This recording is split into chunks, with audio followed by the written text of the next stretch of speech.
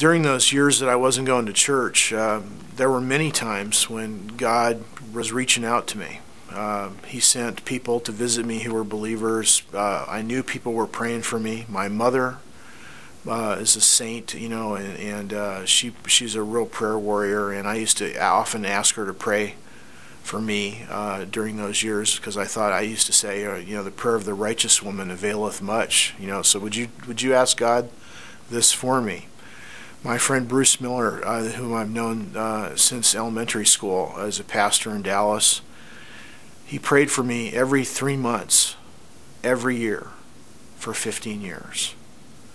And this is such a remarkable. You could say my story and my rededication to Christ in January 2000 was a story of prayer.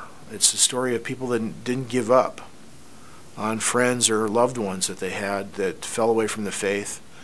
For years, they kept on praying, and their faith was tested, but eventually their prayers were answered.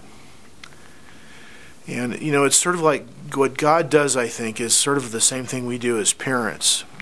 First he starts off with a nice, quiet inside voice, and he sends you subtle, gentle warnings.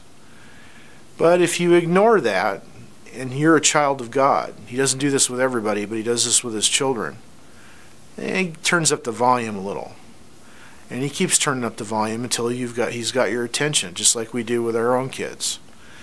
And, I hope and pray that if there's people out there that are listening to this, or people whose children are experiencing this, that they will return to Christ now